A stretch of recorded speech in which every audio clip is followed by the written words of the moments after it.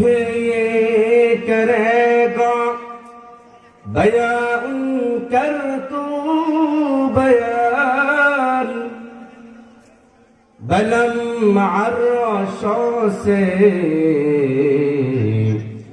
मकामी मुहम्मद अल्लाहुम्मा सल्ली अला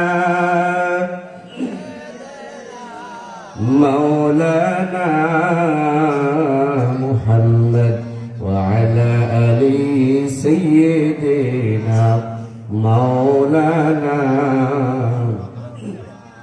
ला इलाहा इल्लल्लाह ला इलाहा ला इलाहा इल्लल्लाह मुहम्मद रसूलुल्लाह ला इलाहा हस्बी रब्बी ज़ल्लल्लाह मा फी क़ल्बी गैरुल्लाह हस्बी रब्बी ज़ल्लल्लाह मा फी क़ल्बी गैरुल्लाह नूर मुहम्मद सल्लल्लाह ला इलाहा इल्लल्लाह ला इलाहा इल्लल्लाह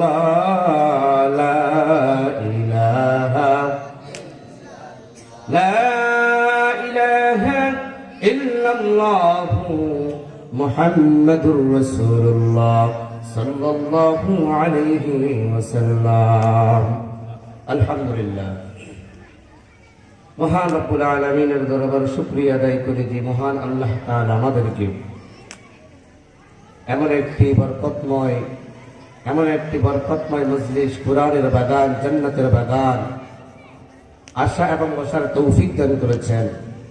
এই জন্য মহান রব্বুল আলামিনের দরবারে জবান খুলে উচ্চ আওয়াজে কালিমাতু শুকর আদায় করি আলহামদুলিল্লাহ। আপনারা সকলেই আমার পরিচিত লোক, অতএব আজকে আমরা অল্প কিছু সময় কথা শুনবো, আমল করার চেষ্টা করবো ইনশাআল্লাহ। আল্লাহ পাক রব্বুল আলামিন কোরআনুল কারীমের ভিতরে যে আয়াতটুকু তিলাওয়াত করেছেন, ইন্না নাহনু নাযালনা যিকরা ওয়া ইন্না লাহু লাহাফিজুন। আল্লাহু আকবার। আল্লাহ পাক রব্বুল আলামিন বলেন, এই কোরআন আমি আল্লাহ নাযিল করলাম, অতএব এই কোরআনের হিফাজতের দায়িত্ব আমি আল্লাহর। আল্লাহ পাক রব্বুল আলামিন সর্বপ্রথম এই কোরআনকে হিফাজতের দায়িত্বের জন্য আসমানের কাছে বললেন, ও আসমান, বলো তোমার কাছে আমি একটা সম্পদ রাখতে চাই। আল কোরআন নামক একটা সংক্রান্ত আছে, সম্পদ আছে। বলো আকাশ, আসমান, তুমি কোরআনটা কি রাখতে পারবা? আকাশ বলতেছেন, না না না, আমি আল্লাহ আপনার তো মহাগ্রন্থ আল কোরআন আমি ছোট্ট করতে পারবো না। এই কোরআনের ভার আমি আকাশ গ্রহণ করতে পারবো না। আল্লাহ জমিনের কাছে বললেন, জমিনও পারে নাই। পাহাড়কে জিজ্ঞেস করলেন, পাহাড় রে, এই কোরআন তুমি কি বহন করতে পারবা কি পারবা না বলো। পাহাড় আল্লাহর কাছে বললেন, আল্লাহ গো, পারলাম না। এই কোরআনের ভার আমি পাহাড়ের দ্বারা সম্ভব না। তাহলে এই কোরআনের ভার কে বহন করবে? সাইয়্যিদুনা আদম সফিউল্লাহ, যিনি আমাদের আদি পিতা আব্বাজান আদম আলাইহিস সালাম কে বললেন, রে আদম, বলো তোমার কাছে আমি একটা কোরআন রাখতে চাই। এই কোরআনটা তুমি কি হেফাজত করতে পারবা? এই কোরআন কি তুমি রাখতে পারবা? আদম সফিউল্লাহ ডাক দিয়া বলে, রে আল্লাহ। আসমানের কাছে গেলেন, আসমান ফিরাইয়া দিছে। জমিনের কাছে আসলেন, জমিনও ফিরাইয়া দিল। পাহাড়ের কাছে গেলেন, পাহাড়ও ফিরাইয়া দিল। আপনি তো আমাকে ভালোবেসে মোহাব্বত করে বানাইলেন। ও আল্লাহ, আমাকে আপনি মায়া করে মোহাব্বত করে বানাইলেন। আমি কিভাবে আপনার এই কথাটাকে ফিরাইয়া দিতে পারি? আল্লাহ, পারি আর না পারি, আমি আপনার সাথে ফিরাইয়া দেওয়া এই অভ্যাস, এই জাত দিয়ে আমাকে আপনি বানান নাই। আল্লাহ, আমি বহন করতে পারবো। আল্লাহ ডাক দিয়া বলেন, রে আদম, আমি আল্লাহ তোমার কাছে পুরা কোরআনের ভার তোমাকে আমি চাপায় দেই নাই। আল্লাহ বলেন, ইন্না নাহনু নাযালনা যিকরা, এই কোরআন আমি আল্লাহ নাযিল করেছি। ওয়া ইন্না লাহু লাহাফিজুন, এই কোরআনের হিফাজতের দায়িত্ব আমি আল্লাহ। সুবহানাল্লাহ। আল্লাহ বলেন, তবে আমি আল্লাহ হিফাজত করব কোথায়? আমি আল্লাহ হিফাজত করব মুমিনের কলবের ভিতরে, আমি আল্লাহ হিফাজত করব। এই জন্য তো মাদ্রাসা থেকে হাফেজ কোরআন বের হয়। আল্লাহ বলেন, রে আমি আল্লাহ কোন মানিগ্রন্থটা কোন কিতাবের মধ্যে, কোন লাইব্রেরির মধ্যে আমি আল্লাহ সাজাই না। আমি আল্লাহ এই কিতাবটাকে, কোরআনটাকে আমি আল্লাহ মুমিনের কলবের মধ্যে আমি আল্লাহ সাজায়া দিই। সুবহানাল্লাহ। তাহলে হাফেজ কোরআন হওয়ার দাম আছে কিনা নাই? কিয়ামতের ময়দানে আল্লাহ পাক রব্বুল আলামিন বলবেন, ইউকালু লিসাহিবিল কুরআন, আল্লাহ পাক রব্বুল আলামিন বলবেন, ইউকালু লিসাহিবিল কুরআন ইকরা ওয়ারাত্তিল কামা কুনতা তুরাত্তিল ফিদ দুনিয়া ফাইন্না মানজিলা ইলা আখির আয়াহ। এই বান্দা, দুনিয়ার জমিনের মধ্যে তুমি যেমনি ভাবে কোরআন তিলাওয়াত করেছো, ইকরা ওয়ারাত্তিল কামা কুনতা তুরাত্তিল, আল্লাহ কুরআনুল কারীমের ভিতরে সূরা মুজাম্মিলের ভিতরে বলেন, ওয়ারাত্তিল কুরআনা তারতিলা, তোমরা কোরআনটাকে ধীর স্থিরভাবে তেলাওয়াত করো। আল্লাহ বললেন, দুনিয়াতে তোমরা যেমন ধীর স্থিরভাবে কোরআনুল কারীম তেলাওয়াত করেছো, যে কোরআনটাকে এত মজদুর মতন তেলাওয়াত করেছ, যে কোরআনটাকে এত হৃদয় আগলায় রাখলা, যে কোরআনটাকে এত ভালোবাসলা, যে কোরআনটাকে এত মায়া করলা, যে কোরআনটাকে মোহাব্বত করলা, ওই মায়া মোহাব্বতের কারণে কিয়ামতের ময়দানে আল্লাহ বলবেন, ইকরা ওয়ারাত্তিল কামা কুনতা তুরাত্তিল ফিদ দুনিয়া, যেমনি ভাবে দুনিয়ার মধ্যে তোমরা কোরআন কারীম তেলাওয়াত করেছ, এমনি ভাবে তোমরা জান্নাতের এক একটা তালার মধ্যে এক একটা আয়াত পড়ো, আর একটা একটা করে পায় একটা সিঁড়ি অগ্রসর হও।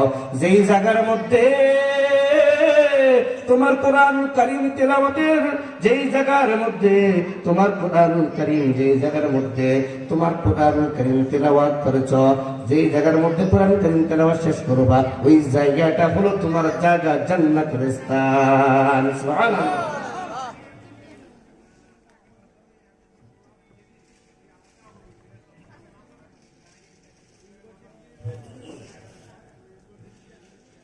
এই জন্য ভাইয়েরা আমার, বন্ধুরা আমার, হাফেজ কোরআনের দাম আছে কিনা নাই? হাফেজ কোরআনের মূল্য আছে না নাই? তাহলে আমরা আমাদের সন্তানগুলোকে হাফেজ কোরআন বানাইতে চাই কি চাই না? এই জন্য ভাইয়েরা আমার, বন্ধুরা আমার,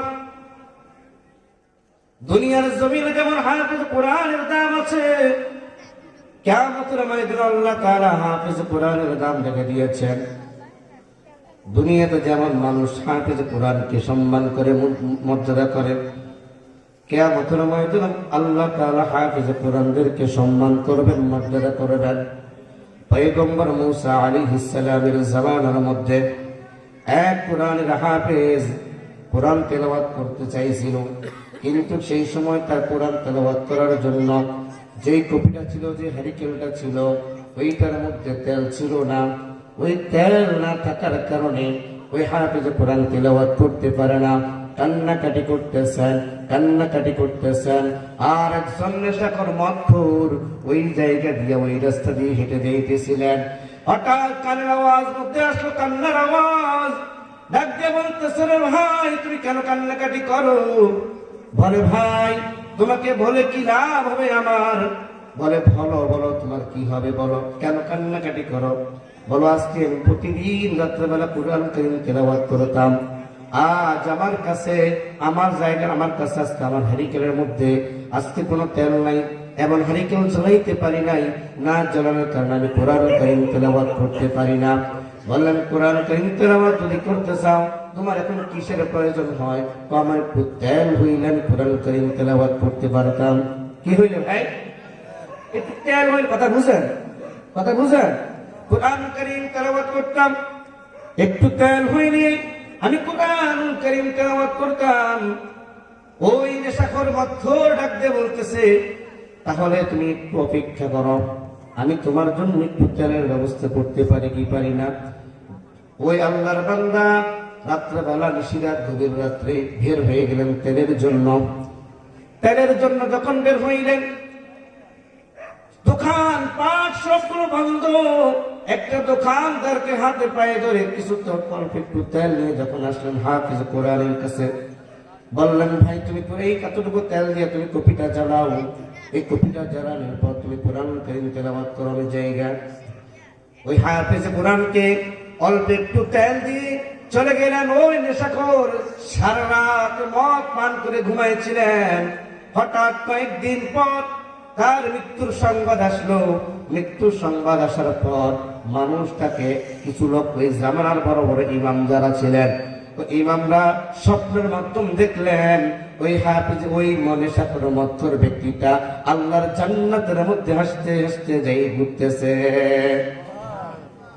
তাকে জিজ্ঞেস করা হলো, ভাই আপনি তো দুনিয়ার জমিনের মধ্যে ভালো কাজ করেন নাই, নামাজ পড়েন নাই, জিকির করেন নাই, আল্লাহর হুকুম পালন করেন নাই, নেশা করেছেন, আপনি অন্যায় পথে চলেছেন, আজকে আপনি জান্নাতের মধ্যে এত হাসি রঙ্গ তামাশার মধ্যে কেন ঘুরতেছেন?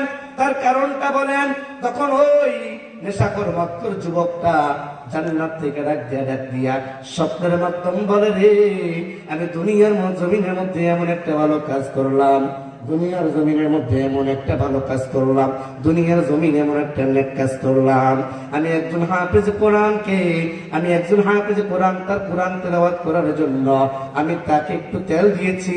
ওই তেল দিয়া ওই আল্লাহর বান্দা যখন কোরআন কারীম তেলাওয়াত করেছে, ওই কোরআন কারীম তেলাওয়াত করার কারণে আল্লাহ তাআলা আমার জীবনের সব গুনাহ মাফ করে দিয়েছে।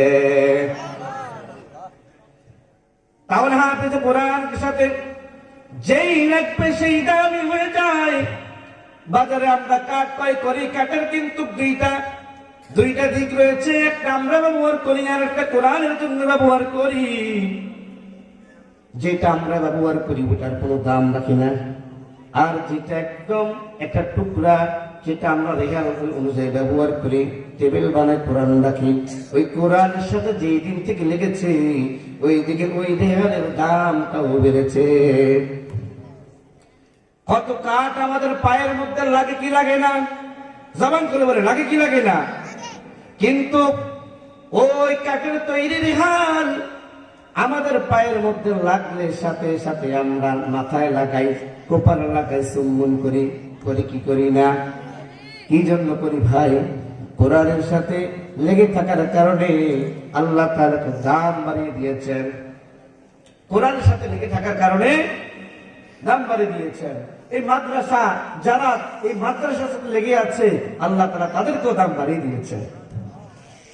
এই জন্য ভাইরা আমার, আমরা আলোচনা লম্বা দীর্ঘই করব না, অল্প কিছু সময়ের মধ্যে আমাদের প্রধান আলোচক চলে আসবেন। এই জন্য আমরা অল্প কিছু কথা শুনবো, তার মধ্যে আমি মাইক ছেড়ে দেব। যে হাদিসটুকু তেলাওয়াত করেছি, আল্লাহর হাবিব সাল্লাল্লাহু আলাইহি ওয়াসাল্লাম ইবনে মাজাহ শরীফের মধ্যে একটি হাদিস আছে, ইদা কানাত লাইলাতুন নিসফি মিন শাবান, ইদা কানাত লাইলাতুন নিসফি মিন শাবান, সামনে আসতেছে কিনা ভাই? আগামী মঙ্গলবার দিন যে রাত্রেবেলা লাইলাতুন নিসফি মিন শাবান আসতেছে কিনা? ইদা লাইলাতুন নিসফি মিন শাবান ফাকুমু লাইলাহা ওয়া সুমু ইয়াওমাহা, যখন তোমাদের কাছে 14 দিন যে রাত, যখন 15 শাবান হয়, তখন তোমরা ফাকুমু লাইলাহা, রাত্রেবেলা তোমরা নামাজ পড়ো, রাত্রেবেলা তোমরা ইবাদত করো, ওয়া সুমু ইয়াওমাহা, দিনের বেলা তোমরা রোজা রাখো। দিনের বেলা তোমরা কি করো ভাই? রোজা রাখো। এই একটা রোজা রাখতে যাইয়া কত গজব শোনা লাগে, লাগে কি লাগে? কথা বলেন না কেন? এই একটা রোজা রাখতে যাইয়া কত কথা শোনা লাগে। বলে শাবানের 15 তারিখ রোজা রাখা যাবে, বলে কি বলে না? এই ফতুয়া দেয় কি দেয় না? আরে ভাই, ইসলামের মধ্যে 5 দিন রোজা রাখা নিষিদ্ধ আল্লাহ করে দিয়েছেন, তার মধ্যে কোন রোজা রাখা নিষিদ্ধ আল্লাহ দেয় নাই। সব দিন আপনি রোজা রাখতে পারবেন, ঠিক কিনা ভাই? কয়দিন ভাই নিষিদ্ধ? কয়দিন? 5 দিন আপনার জন্য নিষেধ করা হয়েছে। ঈদ উল ফিতর, ঈদ উল আজহা, তার 3 দিন রোজা রাখতে পারবেন, এটা আপনার জন্য হারাম। বাকি যে কোনো দিন আপনি রোজা রাখতেন, কথা বুঝুন কিনা? তাহলে বলেন, এই হাদিস থেকে, এই ফতোয়া থেকে আপনি কি শিখলেন, শিক্ষা অর্জন করলেন যে লাইলাতুল নিসফ মিন শাবান, 15 শাবান কি রোজা রাখা হারাম? কথা বলেন না কেন? রোজা রাখা কি হারাম? তাহলে যারা পেছ লাগায় ওদের কাছে আমাদের যাওয়ার দরকার নাই। আমরা পেছের মধ্যে নাই, আমরা সোজা অবস্থায় আছি। আমরা এই জন্য তো নামাজের মধ্যে পড়ি ইহদিনাস সিরাতাল মুস্তাকিম। ও আল্লাহ, আপনি আমাদেরকে সরল সঠিক পথ দেখান, সরল সঠিক রাস্তার পথ চালান। আর আমরা এমন এমন কিছু লোকদের সাথে অনুসরণ করি, নামাজের মধ্যে চাই আল্লাহ সরল সঠিক রাস্তা দেখান, কাজকর্মের মধ্যে আমরা বাঁকা রাস্তা দিয়ে হাঁটি। তাহলে রাতের বেলা ইবাদত করো, দিনের বেলা রোজা রাখো। কেন রোজা রাখবো? কেন ইবাদত করব? কেন রাত্রেবেলা আমরা ইবাদত করব? আল্লাহ পাক রব্বুল আলামিন কোরআন শরীফে বলেন, ফাইন্নাল্লাহা ইয়ানজিলু, আল্লাহর হাবিব সাল্লাল্লাহু আলাইহি সাল্লাম বলেন, ফাইন্নাল্লাহা ইয়ানজিলু ইলা গুরুবিশ শামসি ইলা সামাঈদ দুনিয়া। আল্লাহ পাক রব্বুল আলামিন, ফাইন্নাল্লাহা আতিফার ইন্নাল্লাহা লা ইয়াগফিরু ফাইন্নাল্লাহা লা ইয়াগফিরু, আল্লাহ তাআলা প্রথম আসমান থেকে জমিনের মধ্যে একটা কুদরতি নজর দিয়ে বান্দাগুলোদেরকে ডাকেন, আলা মিন মুস্তাগফিরিন ফাগফিরুল্লাহ। এ বান্দা গুনাহ করেছো, অন্যায় করেছো, নাফরমানি করেছো, তুমি কত বড় পাপী হয়েছো তুমি নিজে জানো না, তুমি অন্যায় করেছো তুমি নিজে জানো না, তুমি প্রত্যেকটা সেকেন্ডে সেকেন্ডে গুনাহ করো তুমি নিজে জানো না, তুমি পাপের চার নাফরমান, তুমি অন্যার মাল সম্পদ মেরে খাইতেছ, এটা তুমি তোমার চিন্তা করো, মানো জানো গুনাহ করতেছ, তারপরে তোমার ভিতর অনুশোচনা আছে না? আমার আল্লাহ পাক রব্বুল আলামিন বলেন, আমি আল্লাহ তোমাকে বারবার স্মরণ করে দিতেছি, আলা মিন মুস্তাগফিরিন ফাগফিরুল্লাহ। বান্দা তোমার কত গুনাহ হয়েছে, আয় আয় আয়, আমি আল্লাহর দরবারে একবার চা, আমি আল্লাহ তোর সব গুনাহ মাফ করে দেব। আলা মিন মুস্তারজিকিন ফারজিকাহু, আল্লাহ পাক রব্বুল আলামিন বলেন, তোমার রিজিকের প্রয়োজন আছে, আমি আল্লাহ জানি তোমার রিজিকের প্রয়োজন আছে। আর তুমি বান্দা বলো, না না না, আল্লাহর কাছে আমার রিজিকের প্রয়োজন নাই, মানুষের কাছে আমার রিজিকের প্রয়োজন। বলে, এটা কি আপনার কথা নাকি আপনার নিজের শয়তানের কথা? আল্লাহর কাছে রিজিক চাওয়া এটা আপনার, আর বলে আল্লাহর কাছে রিজিক চাওয়া লাগবে না, এটা কার কথা বলেন? কথা বলেন না কারণ শয়তানের কথা। কারণ শয়তান চাইবে আপনি আল্লাহর কাছে চান, এটা শয়তান পছন্দ করে না। আর আপনি আল্লাহর কাছে চান, এটা আপনার ঈমান মুমিন এটাই বলে যে আপনি মুমিন চাইবে আল্লাহর কাছে, মুমিন চাইবে আল্লাহর কাছে, মুমিন কোন শয়তানের কাছে চাইবে। এই জন্য ভাইয়েরা আমার, আল্লাহ রাব্বুল আলামিন তারপরে বলেন, আলা মিন মুবতালিয়ান ফাউআফি, এই বান্দা তুমি অসুস্থ হয়েছ, তোমার চিকিৎসার প্রয়োজন, তুমি ডাক্তার বাড়ি দৌড়াদৌড়ি করো, তুমি কবিরাজের কাছে দৌড়াদৌড়ি করো, তোমার এই ডাক্তার বাড়ি কবিরাজের কাছে দৌড়াদৌড়ি করার কারণে কোনো লাভ হবে না যদি আমি রবের নিকট তুমি যদি না চাও। তার নিকট, তার নিকট ভাই, আল্লাহর নিকট। এইভাবে আল্লাহ পাক রব্বুল আলামিন আলা কাযা আলা কাযা হাত্তা ইয়াতলুআল ফাজর, আলা কাযা আলা কাযা হাত্তা ইয়াতলুআল ফাজর। আল্লাহ পাক রব্বুল আলামিন বলেন, এইভাবে আমি আল্লাহ তোমাকে ফজর পর্যন্ত ডাকি, একবার দুইবার ডাকি না, তোমাকে মাগরিবের পর থেকে লিগুরুবিশ শামসি, যখন তোমার সূর্যটা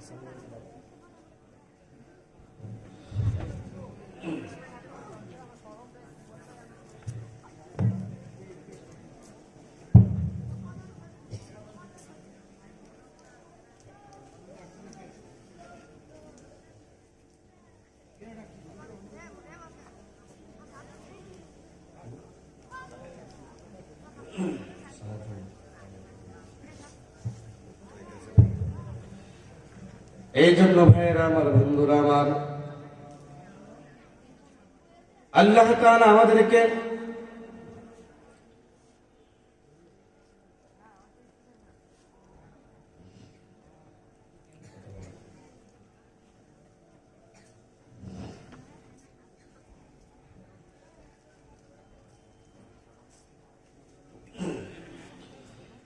এই জন্য আল্লাহ তাআলা আমাদেরকে এই এত বড় সুযোগ দিচ্ছেন,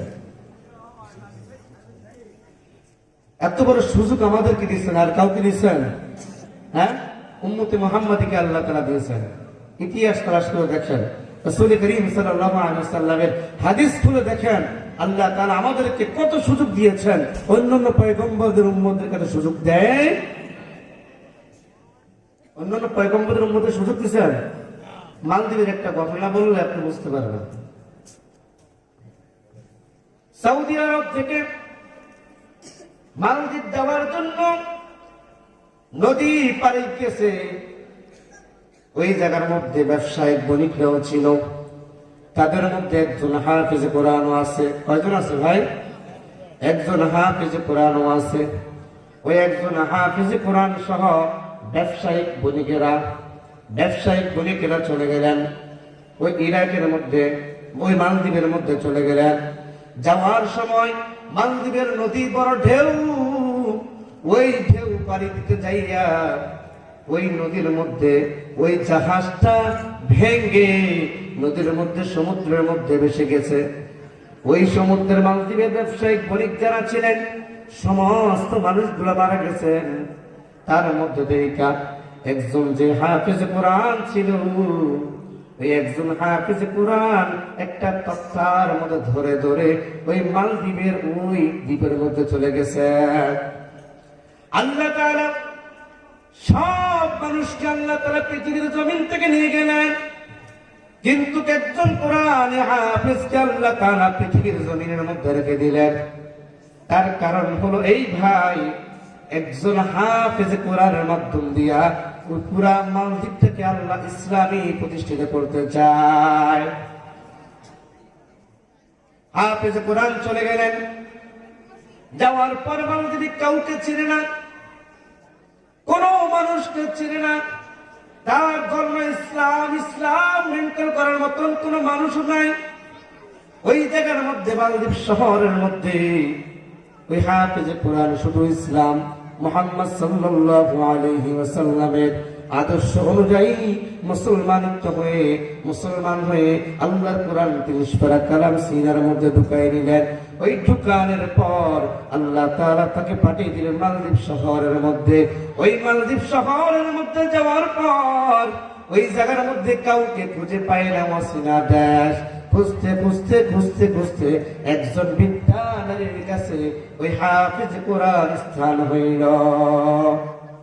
আমরা সকলে একটু জিকির করি, লা ইলাহা ইল্লাল্লাহ, লা ইলাহা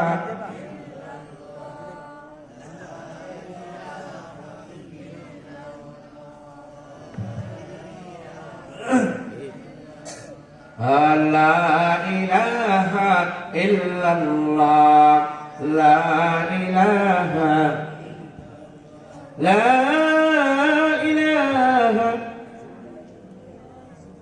ইল্লাল্লাহ মুহাম্মাদুর রাসূলুল্লাহ সাল্লাল্লাহু আলাইহি ওয়াসাল্লাম।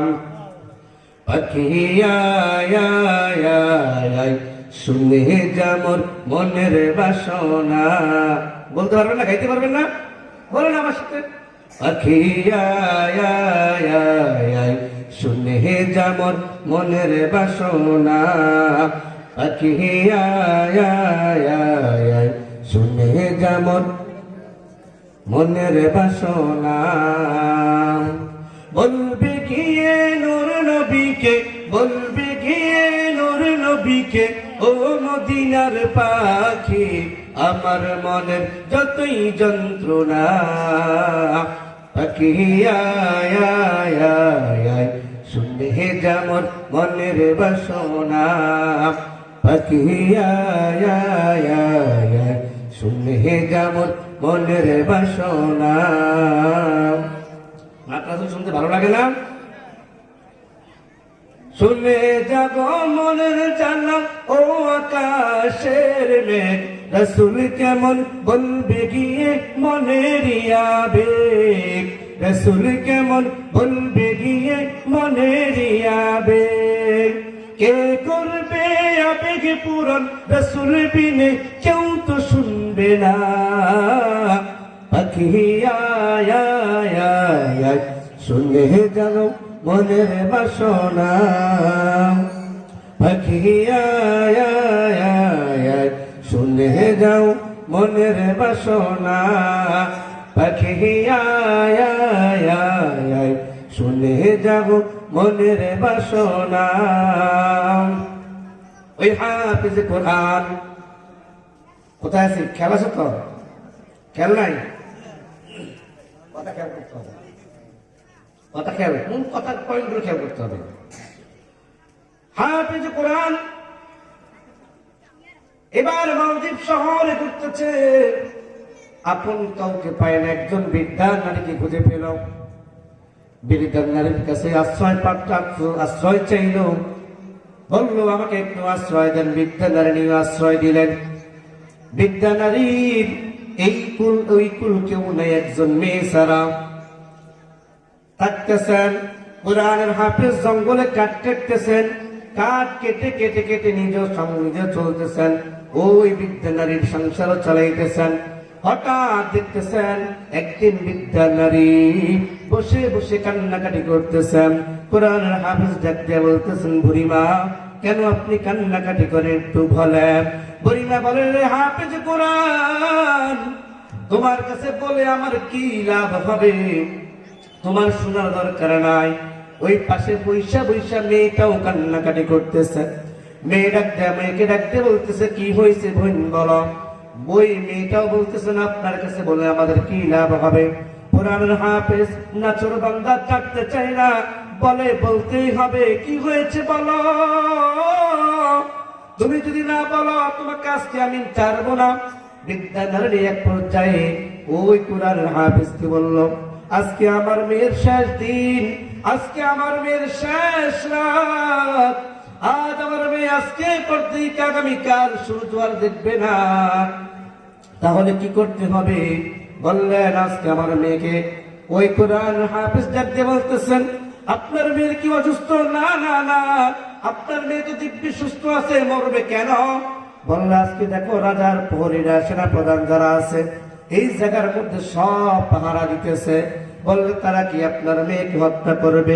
বললেন না না না, আমার মেয়েকে হত্যা করবে না, তবে আমাদের মালদ্বীপের মধ্যে একটা অশুভ একটা আত্মা আছে, একটা অশুভ একটা ঘটনা আছে। ওই অশুভটাকে স্তব্ধ করার জন্য প্রতি বছর একটা নির্দিষ্ট সময় একজন কন্যা সন্তান যুবতী মেয়েকে ওই জায়গার মধ্যে পাঠাইতে হয়।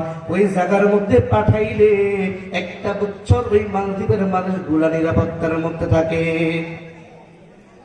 বলে তাহলে আপনি কাঁদেন কেন? বলে আজকে রাজার লিস্টের মধ্যে সর্বপ্রথম আমার মেয়েটার নামটা চলে আসলো।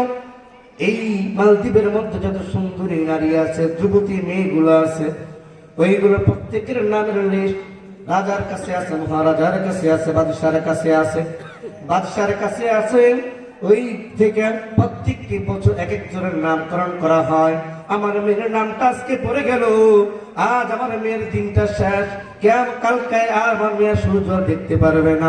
হাফেজ কোরআন ডাকতে বলতেছে, মা আপনি টেনশন করবেন না, আজকে আপনার মেয়েকে ওই দানবের মুখে পাঠাইবেন না, আমি হাফেজ কোরআনকে পাঠাইবেন। সুবহানাল্লাহ।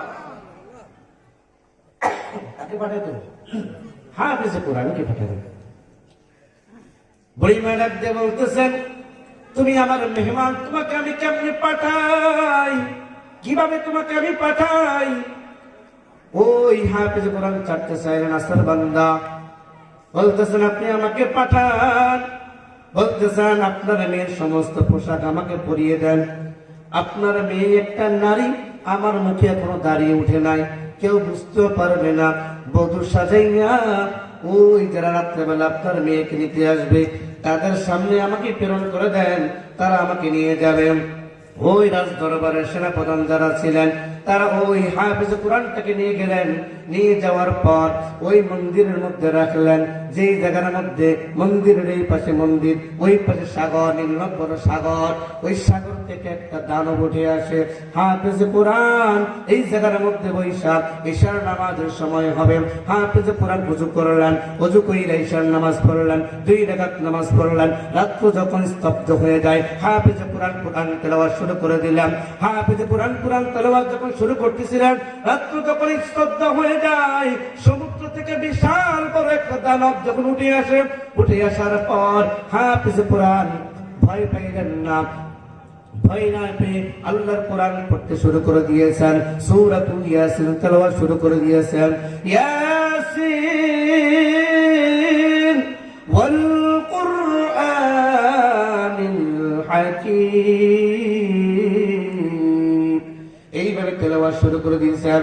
যত তেলাওয়াত করেন, হাফেজ কোরআন যখন তেলাওয়াত করেন, দানব এক কদম সামনে বাড়ায়, আরেক কদম পিছে যায়। এইভাবে হাফেজ কোরআন তেলাওয়াত শুরু করে দিয়েছেন। দানব যখন একবার সামনে কদম বাড়ায়, আরেক কদম পিছে যায়। এইভাবে যাইতে যাইতে যাইতে যাইতে হাফেজ কোরআন কি আর ওই দানব স্পষ্ট করতে পারে নাই, একমাত্র কোরআনের পাওয়ারের কারণে। কিসের কারণে ভাই? কোরআনের পাওয়ারের কারণে। হাফেজ কোরআনকে স্পষ্ট করতে পারে নাই, ক্ষতি করতে পারে নাই। হাফেজ কোরআনকে ক্ষতি করতে না পারার কারণ ওই দানব চলে গেলেন। 1 বছর অতিবাহিত হয়ে যাইতেছে। সকালবেলা ওই রাজ দরবারের লোকগুলা এসে যখন ওই মেয়ের লাশটা যখন নেওয়ার জন্য আসলেন, দেখলেন লাশ মাস কিছুই নাই। একজন যুবক এই জায়গার মধ্যে বসে আছে। বললেন, যুবক এই জায়গার মধ্যে মেয়ে কোথায়? বললেন, এই জায়গার মধ্যে কোনো মেয়ে ছিল না, আমি যুবক এই জায়গার মধ্যে ছিলাম। ওই রাজ দরবারের লোকগুলা ওই যুবকটাকে নিয়ে গেলেন রাজার কাছে। রাজার কাছে নিয়ে যাওয়ার পর রাজা প্রশ্ন করে বললেন, কেন ওই জায়গার মধ্যে মেয়ে থাকার কথা, তুমি যুবক কেন এখানে রইলা? বললেন, আমি এই জায়গার মধ্যে ছিলাম। পুরো বিস্তারিত ঘটনা যখন বললেন, বিশ্বাস করেন না। বললেন, তাহলে তোমার ওই বুড়িমাকে ডাক দাও। বুড়িমাকে যখন ডাক দিয়ে আনলেন, আনার পরে বললেন, ওই জায়গার মধ্যে আপনার মেয়ে থাকার কথা, আপনার মেয়ের জায়গার মধ্যে ছেলে কেন আসলো? বললেন, উনি আমাদের কাছে আসতেন, উনি আমাদের মেহমান, এই জায়গার মধ্যে কেন আসলেন? আসার কারণ হলো আমার মেয়েকে আমার মেয়ের আমি কান্নাকাটি করতেছি। কান্নাকাটি এই জন্য করতেছি, আমার মেয়েটা যখন দুনিয়া থেকে আগামীকাল সূর্য দেখবে না। যুবক ডাকতে বলতেছেন, তাহলে আপনার মেয়ে সূর্য দেখবে না, এটা কেমন হইল? আমি কোরআনের হাফেজ, আমি তার ভাই থাকা অবস্থায়, আমি আপনার সন্তান হইলে তো হইতে পারতাম, সেই জায়গার মধ্যে আমি থাকা অবস্থায় আপনার মেয়ে কেন বিনা দোষে নিজের জীবনটা শেষ করবে? না না না না, আমি কোরআনের হাফেজ থাকতে আপনার মেয়ের বিসর্জন জীবনটা শেষ করতে দেব না। তার কারণ হলো আমি তাদের পক্ষ হইয়া হাফেজ কোরআন ওই নীলনদের সামনে মন্দিরের মধ্যে আমি ছিলাম, এই কারণে ছিলাম দেখি দানব আমার কি ক্ষতি করতে পারে। সুবহানাল্লাহ। হাফেজ কোরআন এই কথা শোনার পর রাজা বিশ্বাস হয় না। রাজা বলতেছেন, তাহলে আগামী বছর যখন এই সময়টা হবে, তখন তুমি হাফেজ কোরআন এই জায়গার মধ্যে দানবের মোকাবিলা করতে পারবা কি পারো বলো? তখন হাফেজ কোরআন ডাকতে বলতেছেন, হ্যাঁ আমি পারবো। তার কারণ হলো আমি যদি আগামী বছর যদি দানবের সামনে বেঁচে আসতে পারি, তাহলে আমার একটা শর্ত আছে, এই মালদ্বীপের সব কালিমা পড়ে মুসলমান হয়ে যেতে হবে। রাজাও রাজি, রাজাও রাজি। বলতেছেন, যদি আমাদের কত বিশাল ক্ষতি থেকে বাঁচায়, তাহলে কিন্তু সাধারণ কোন ছেলে না, অবশ্যই তার কথা মেনে আমার কর্তব্য। কিসের বদল ভাই? কথা বলছে না, কোন পয়েন্ট নিয়ে কথা বলতেছি? কিসের বদলত? কোরআনের বদলত। তাহলে কোরআনের বদলত কতটা পাওয়ারফুল, যেমন কথা তেমন কাজ। পরবর্তী সময় যখন আসলো, রাজাও যখন আসলো, আসার পর যখন বললাম ঠিক আছে, সমস্ত রাজা তার উজির প্রজা সেনাবাহিনী সার রাজ্যবাসীদেরকে নিয়ে একত্র পুরা সমুদ্রের চতুর্দিক দিয়ে এভাবে ঘিরে আছেন, চুপে চুপে আছেন। দেখেন আজকে কাণ্ডটা কি হয়। ওই হাফেজ কুরআন যখন গিরের মধ্যে বসলো, রাত্র যখন গভীর হয়, আগের মতন ওযু করলেন, ইশার নামাজ পড়লেন, তাহাজ্জুদ ইশার নামাজ পড়লেন, নফল পড়লেন, আল্লাহর কাছে দোয়া করলেন, করার পর কুরআন কারীম তেলাওয়াত শুরু করে দিয়েছেন।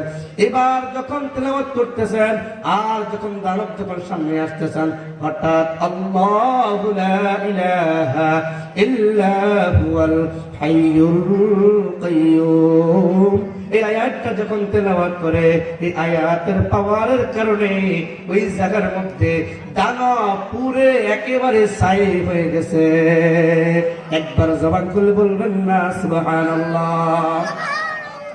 এই জন্য ভাইয়েরা আমার, বন্ধুরা আমার, ওই রাজা বাদশাহ সকল লোক হুজুর মুজিব সব এক স্থান থেকে বলতেছেন এটা কেমনে হইল, কিভাবে হইল, এটা কিভাবে সম্ভব হলো? বলেন, এটা সম্ভব এমনি এমনি হয় নাই, এটা আমার আমি কোরআনী যুবকদের কারণে হয় নাই, এটা হলো কোরআনের হাফেজের পাওয়ার, কোরআনের পাওয়ারের কারণে এই সম্মানটা আল্লাহ তাআলা আমাকে বিশাল বড় দানবের হাত থেকে বাঁচিয়ে দিলেন। ওই দিন ওই হাফেজ কোরআনের হাতে হাত রেখে একজন না, দুইজন না, 15 লক্ষ খ্রিস্টানরা ওই হাফেজ কোরআনের হাতে হাত রেখে কালিমা করে মুসলমান হয়ে গেল। তাহলে আমার সন্তান গুলাদেরকে কোরআন হাফেজ বানাইতে চাই কি চাই না? জবান করে বলেন, চাই কি চাই না? আপনার সন্তান কোরআন হাফেজ হক চান কি চান না? যিনি এই মাদ্রাসার প্রতিষ্ঠাতা, ওনার এই মাদ্রাসা, একটা মাদ্রাসা কিন্তু সাধারণ বিষয় না,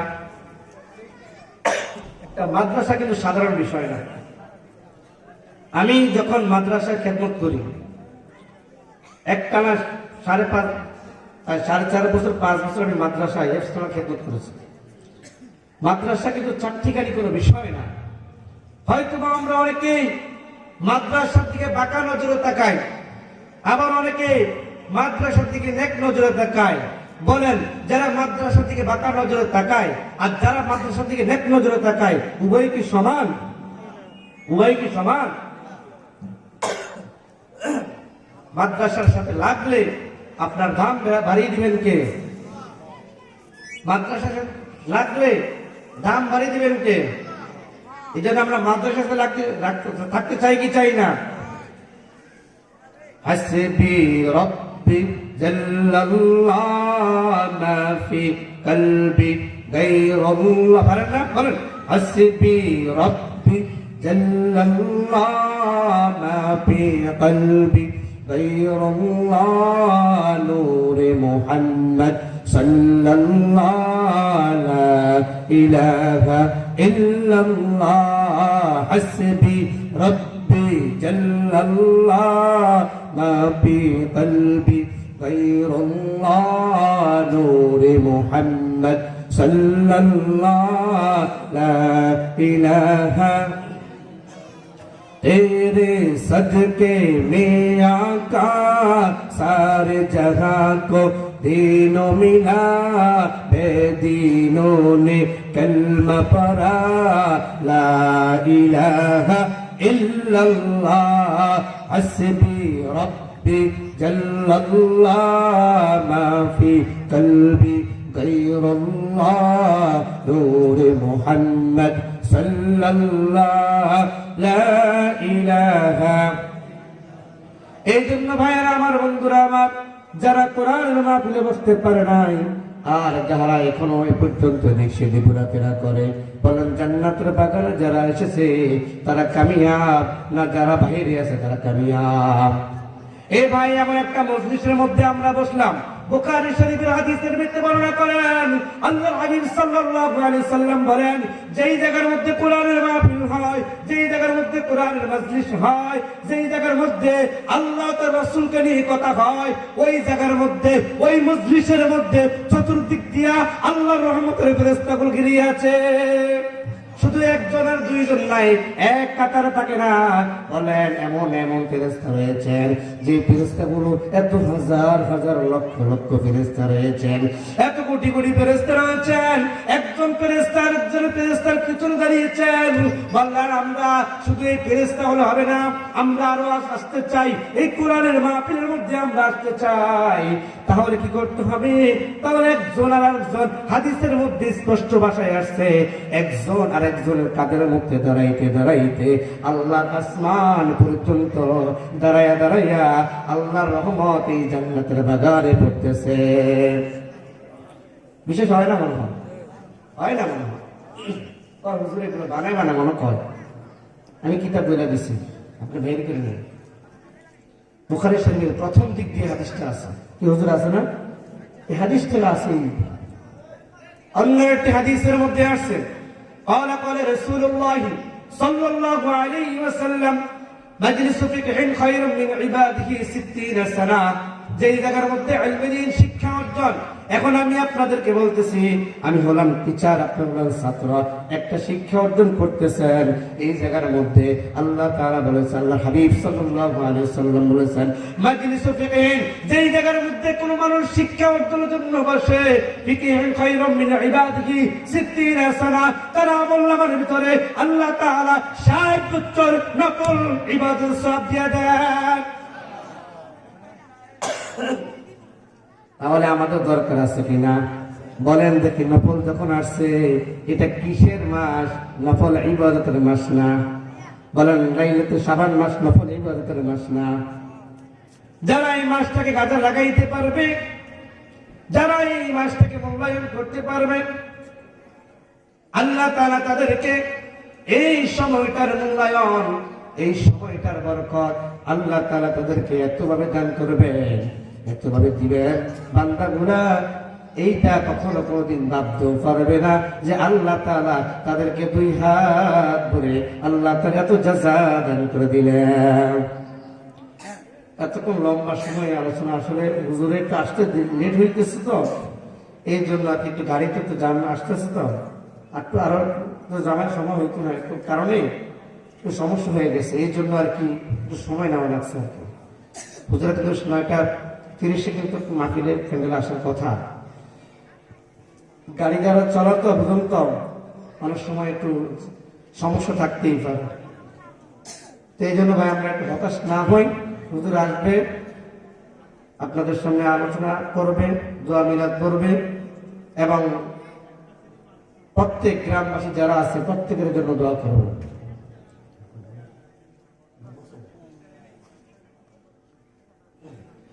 এই জন্য ভাইয়েরা আমার, মতলব উত্তর, মাদ্রাসা কিন্তু একেবারে কম।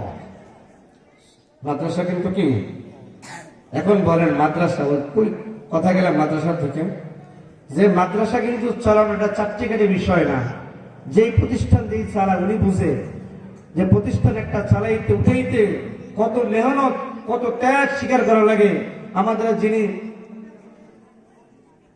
মেজর জেনারেল মাসউদ রিজওয়ান সাহেব, উনি মাদ্রাসার প্রতিষ্ঠাতা, উনি কি এই মাদ্রাসার প্রতিষ্ঠাতা।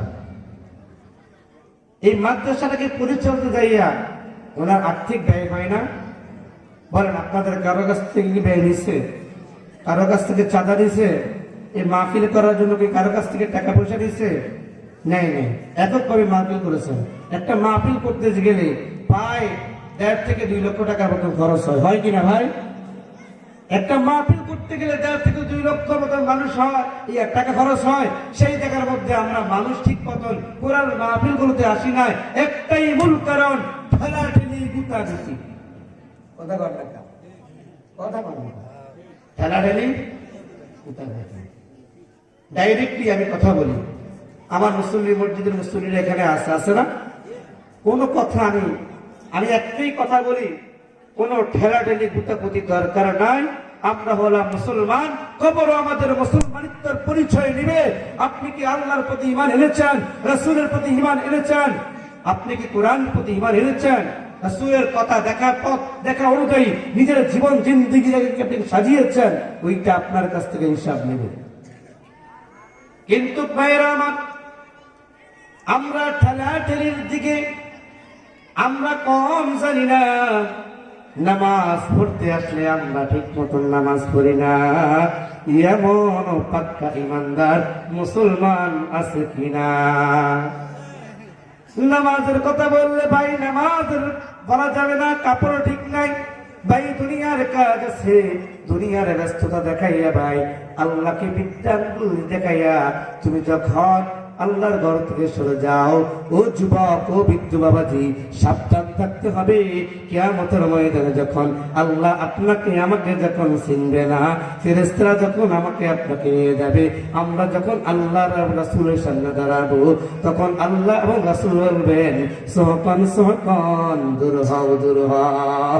তুমি দুনিয়াতে আমি আল্লাহকে চিনলা না, তুমি দুনিয়াতে আমি আল্লাহকে বিদ্যাঙ্গুল দেখাইলা, তুমি দুনিয়াতে আমি আল্লাহর ইবাদত করলা না। আল্লাহ পাক রব্বুল আলামিন, আল্লাহর হাবিব সাল্লাল্লাহু আলাইহি সাল্লাম হাদিসের মধ্যে স্পষ্ট বর্ণনা করেন, ক্বালা ক্বালা রাসূলুল্লাহ সাল্লাল্লাহু আলাইহি ওয়াসাল্লাম, ইন্নাল্লাহা লা ইয়ানজুরু ইলা সুওয়ারিকুম ওয়া আমওয়ালিকুম ওয়ালাকিন ইয়ানজুরু ইলা কুলুবিকুম ওয়া আমালিকুম। আল্লাহর হাবিব সাল্লাল্লাহু আলাইহি ওয়াসাল্লাম বলেন, ইন্নাল্লাহা লা ইয়ানজুরু ইলা সুওয়ারিকুম ওয়া আমওয়ালিকুম। এই আল্লাহ তাআলা বান্দার কোনো নেক, বান্দার কোনো সম্পদ দেখে না, বান্দার কোনো টাকা দেখে না, বান্দার কোনো বাড়ি দেখে না, বান্দার চেহারা দেখে না। সুওয়ারিকুম, আল্লাহ বান্দার কোনো সূরত দেখেন না। ওয়া আমওয়ালিকুম, আল্লাহ বান্দার কোনো আমল দেখেন না, টাকা পয়সা দেখেন না, তার সম্পদ কতটুকু আছে এটা আল্লাহ দেখেন না। ওয়ালাকিন ইয়ানজুরু, আল্লাহ নজর করেন ইলা কুলুবিকুম, বান্দার কলবের দিকে, ওয়া আমালিকুম, বান্দার আমলের দিকে। কতটুকু আমল করলাম, কতটুকু ইবাদত করলাম, কতটুকু নেক আমল করলাম, কতটুকু গুনাহ করলাম, একটা ইমানের দাড়ি পাল্লার মধ্যে মাপতে দেখো, তোমার কি গুনাহের পাল্লা বেশি না নেকের পাল্লা বেশি? তোমার গুনাহের পাল্লা কি কম না নেকের পাল্লা বেশি? এটা তুমি পরিমাপ করে দেখো, তাহলে তুমি বুঝতে পারবা তুমি কতটুকু পাক্কা ইমানদার, তুমি কতটুকু পাক্কা, তুমি কতটুকু পাক্কা ইমানদার, তখন বুঝবা। এই জন্য ভাইয়েরা আমার, পাক্কা ইমানদার নামে মুসলমান হইলে হয় না, কাজে মুসলমান হতে হয়। শাবান মাস আমলের মাস, আমল চালাইতে হবে, আমল বাড়াইতে হবে। এই শাবান মাসে 3টা রোজা আমরা রাখি কি রাখি না? আমাদের মা বোনরা রাখি কি রাখে না? এই 3টা রোজা আমাদের দরকার আছে কিনা? এই 3টা রোজা রাখলে কি সব হবে না গুনাহ হবে? এই 3টা রোজা না রাখলে কি গুনাহ হবে? না, গুনাহ হবে না। কেন গুনাহ হবে না? বললাম এটা হলো নফল, এটা হলো নফল রোজা। নফল রোজা আপনি রাখলে সব, না রাখলে কোনো কি নাই, গুনাহ নাই। আর রমজানে আল্লাহ যে 30টা রোজা দিয়েছেন, ওইটা না রাখলে আপনি গুনাহগার। না রাখলে কি ভাই? গুনাহগার। এই শাবান মাস আল্লাহ আপনাকে আল্লাহর নৈকট্য প্রিয় বান্দা হওয়ার সুযোগ দিয়েছেন। এখন আপনি আল্লাহর নৈকট্য প্রিয় বান্দা হতে হলে কি করতে হবে? এই শাবান মাসে আপনি একটার পর একটা রোজা রাখতে হবে, একটার পর একটা ইবাদত করতে হবে, একটার পর একটা জিকির করতে হবে। আল্লাহ পাক রব্বুল আলামিন আপনাকে দিন দিয়েছেন, সূর্য দিয়েছেন, চন্দ্র দিয়েছেন, তারকা দিয়েছেন, খেত খামারে কাজ দিয়েছেন, ফসল দিয়েছেন। আল্লাহ তাআলা আপনাকে 3 বেলা খাওয়াইতেছেন। এই জায়গার মধ্যে আল্লাহ তাআলা আপনাকে সুস্থ রেখেছেন। চক্ষু দিয়ে দেখতে পারেন, হাত দিয়ে ধরতে পারেন, কান দিয়ে শুনতে পারেন, নাক দিয়ে ঘ্রাণ নিতে পারেন, পাও দিয়ে হাঁটতে পারেন। ও যুবক ভাই, ও বৃদ্ধ বাবাজি, একটাবার চিন্তা করে দেখেন, আপনার মতন কত যুবক ভাই রাস্তার মধ্যে পড়ে আছে, আপনার মতন কত বৃদ্ধ বাবাজি হাতে ভিক্ষা করে নিয়ে ভিক্ষা করতেছে, আপনার মতন কত ভাইদের হাত নাই, পাও নাই, চক্ষু নাই। আবার এমনও মানুষ আছেন চোখ আছে দেখে না, এমনও মানুষ আছেন জবান আছে কথা বলতে পারে না, এমনও মানুষ আছেন পাও আছে হাঁটতে পারে না, এমনও মানুষ আছে হাত আছে ধরতে পারে না, এমনও মানুষ আছে সব অঙ্গ প্রত্যঙ্গ ঠিক আছে কিন্তু কোনোটাই কাজ করে না। অতএব আল্লাহ তাআলা আপনাকে এই সব কিছু থেকে আল্লাহ তাআলা আপনাকে কোনোটা আপনার কাছ থেকে কোনো নিয়ামত নেন। কোন আমল আল্লাহ কোন আমল কারণে গুনাহের কারণে আল্লাহর ইবাদত ছেড়ে দেওয়ার কারণে আল্লাহ আপনার কাছ থেকে রিজিক বন্ধ করে নাই, আল্লাহ তাআলা নাফরমানি করার কারণে আল্লাহ তাআলা আপনাকে অসুস্থতার মধ্যে পালায় নাই, পঙ্গুতার মধ্যে রাখে নাই। তার সব কিছুর চাইতে আল্লাহ তাআলা বলেন এই সব নিয়ামতের পাওয়ার পর আল্লাহ তাআলা সূরা ইব্রাহিমের 7 নম্বর আয়াতের মধ্যে বলেন লাইন শাকারতুম আযীদান্নাকুম। এই বান্দা তোমাকে নিয়ামত দিয়েছি, যে নিয়ামত তুমি পেয়েছো, যে নিয়ামত তোমাকে আমি আল্লাহ দিয়েছি ওই নিয়ামতের শুকরিয়া আদায় করো। ওই নিয়ামতের শুকরিয়া আদায় কেমনে করলাম?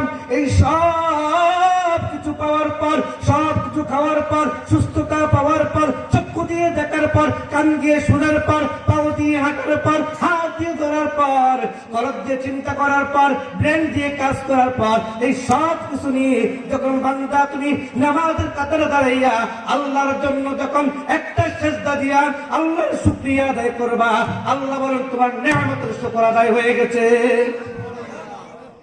আর যদি তুমি ওয়ালাইন কাফারাতুম ইন্না আযাবি লাশাদীদ, তুমি যদি আল্লাহর তাআলার নিয়ামতের শুকরিয়া আদায় করো না, আল্লাহর হুকুম পালন করো না, জিকির করো না, আল্লাহর গুণগান গাও না, আল্লাহর বরত্ব স্বীকার করো না, আল্লাহর নাফরমানি করো, আল্লাহ বলে বন্ধুরে আমার তোমাকে এই সব কিছু থেকে আমি আল্লাহ যখন তোমাকে এত সুন্দর সুস্থ রাখলাম, ওই সুস্থ রাখার পর বান্দা তুমি আমার আমি আল্লাহর নিয়ামত করলা না, ওয়ালাইন কাফারতুম আমি আল্লাহর কুফরি করলা, আমি আল্লাহ তোমার জন্য ইন্না আযাবি নিশ্চয় তোমার জন্য কঠিন আযাব, ইন্না আযাবি লাশাদীদ তোমার জন্য শক্ত শক্ত কঠিন থেকে কঠিন ভয়ঙ্কর আযাব আমি আল্লাহকে দিয়েছি। সন্তান যখন পিতা মাতার আনুগত্যশীল সন্তান থেকে বের হয়ে যায়, আল্লাহ বলে মা বাবা বলেন ওই সন্তান আমার আর দরকার নাই। আল্লাহ বলেন এত সুন্দর নাজ নিয়ামত খাওয়ার পর আমি আল্লাহর যখন আনুগত্যের মধ্যে থাকো আমি আল্লাহর ভালো লাগে। তুমি যখন জমিনের মধ্যে সেজদা দাও, তুমি যখন জমিনের মধ্যে ইবাদত করো, তুমি যখন জমিনের মধ্যে আমি আল্লাহকে ডাকো, বান্দা তুমি ডাকো একা একা, আমি আল্লাহ ডাকি তোমাকে একা একা। তুমি বান্দা যখন 10 জন মিলে ডাকো, আমি আল্লাহ তোমাকে ফেরেশতাদের বুলাদেরকে নিয়ে আমি আল্লাহ তোমাকে ডাকি আর বলি যে ফেরেশতা দেখো দেখো বান্দা জমিনের মধ্যে থাইকা আমি আল্লাহর ইবাদত করে, আমি আল্লাহকে ডাকে, আল্লাহু আকবার বলে, আল্লাহ আল্লাহ বলে, সুবহানাল্লাহ বলে, আলহামদুলিল্লাহ বলে, শব্দগুলো যখন ব্যবহার করে এই ফেরেশতারা জানোনি আমি আল্লাহর কত ভালো লাগে রে। ও ফেরেশতা জানোনি আমি আল্লাহর কত দিলটা কত ঠান্ডা হয়ে যায়। কেমনে ঠান্ডা হবে না? সন্তান যখন মা গর্ভে নিয়ে 9 মাস 10 মাস 10 দিন যখন কষ্ট করে, ওই সন্তান ভূমিষ্ঠ হওয়ার পর মায়ের সামনে যখন আসে, মায়ের সামনে আসার পর সন্তান কথা বলতে পারে না, তখন ওয়া ওয়া ওয়া করে কান্নাকাটি করে। ওই সন্তান যখন একটু বড় হয়, হওয়ার পর যখন কথা বলতে শিখে, যখন মা মা বলে ডাক দেয়, ওই মায়ের 10 মাস 10 দিন প্রসব ব্যথা বেদনা মা ভুলে গিয়ে সন্তানকে বুকে নিয়ে সব কষ্ট ভুলে গিয়ে মা এখন আর ওই সন্তানকে নিয়ে এত খুশি হয়ে যায়। বলে মা আপনি কেন খুশি এত খুশি? তো সন্তান যখন সর্বপ্রথম আমি মাকে যখন মা বলে ডাকে, আমি মা সন্তানের প্রতি সন্তুষ্ট হয়ে যায়। আল্লাহ বলেন রে এই দুনিয়ার জমিনের মধ্যে আমি আল্লাহর কোন স্ত্রী নাই, আমি আল্লাহ আল্লাহু আহাদ, আমি আল্লাহ বললাম এক, আমি ইয়ালিদ ওয়া লাম ইউলাদ, আমি আল্লাহর ছেলেও নাই মেয়েও নাই, ওয়া লাম ইয়াকুল লাহু কুফুয়ান আহাদ, আমি আল্লাহর সমতুল্য পৃথিবীতে কেউ নাই কেউ নাই কেউ নাই কেউ নাই। তারপর আমি আল্লাহর কোনো আপনজন নাই। বড় মায়া করিয়া আমি বান্দাগুলাকে বানাইলাম। এই বান্দাগুলা আমি আল্লাহকে যখন একটু মায়ার নজর দিয়া একবার আল্লাহ বলে ডাক দেয়, আমি আল্লাহর দিলটা ঠান্ডা হইয়া বান্দার সব গুনাহ মাফ করে দে। এই জন্য ভাইয়েরা আমার, বন্ধুরা আমার, জবান খুলে কি আমরা সকলে আল্লাহকে ডাকতে চাই কি চাই না? যদি ডাকতে চাই আমরা বলি আল্লাহ আল্লাহ আল্লাহ আল্লাহ আল্লাহ।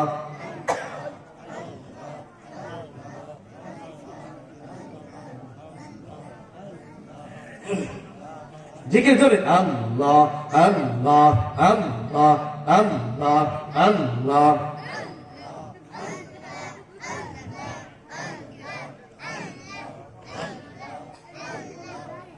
لا إله إلا الله محمد رسول الله صلى الله عليه وسلم। আমার মরণ আসিবে কখন, বলো সবাই, আমার মরণ আসিবে কখন কেউ তো জানে না। আমার মরণ আসিবে কখন, আমি মরে গেলে আমায় তোমরা ভুইলা যাইও না। আমি মরে গেলে